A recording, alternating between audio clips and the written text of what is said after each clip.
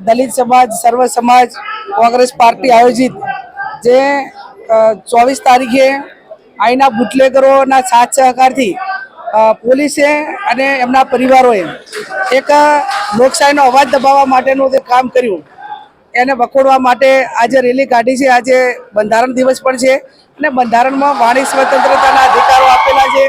દરેક બંધારણમાં જ્યાં પણ અન્યાય થતો હોય તો એ અન્યાય સામે લડવા માટેના અધિકારો આપેલા છે।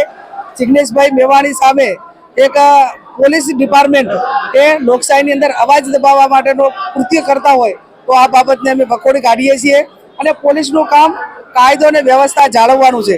આજે વાવ અને થરાદ જિલ્લો એ વિકાસના જિલ્લાને બદલે ડ્રગ્સનો જિલ્લો બન્યો છે। આજે હજારો યુવાનો અહીંયા ડ્રગ્સના બંધાણી થઈ ગયા છે। આવનાર સમયની અંદર આ વિસ્તાર એ મોટો ક્રિમિનલ ના બને અને આને કંટ્રોલ કરે એના માટે કરીને આજે આવેદનપત્ર આપ્યું છે।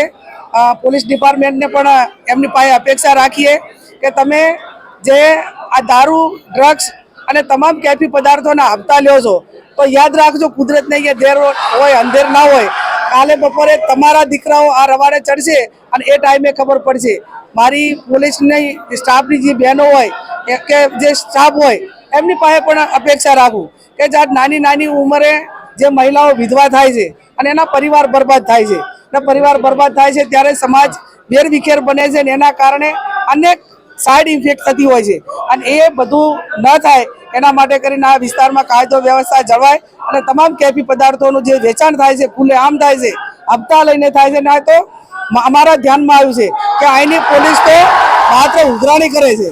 અહીંના પોલીસની ઉઘરાણી કરે ને તો માત્ર 10% નથી મળતા બાકી 90% તમામ ઉઘરાણીની રકમ એ ગાંધીનગર મંત્રીઓ સુધી પહોંચાડવામાં આવે છે।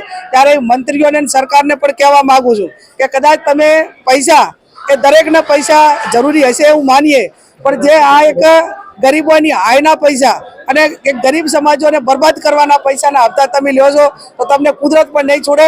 તમે તમારો રાજધર્મ નિભાવો અને આ વિસ્તારમાં એકાદી બુલંદ અવાજ ઉપડ્યો છે એ ના છૂટકે આ બધાને જ્યારે મેદાનમાં આવવું પડ્યું છે રોડ ઉપર આવવું પડ્યું છે એની સંવેદના સમજી અને સરકાર આ બાબતમાં ગંભીરતાપૂર્વક પગલાં લે એવી હું અપેક્ષા રાખું છું।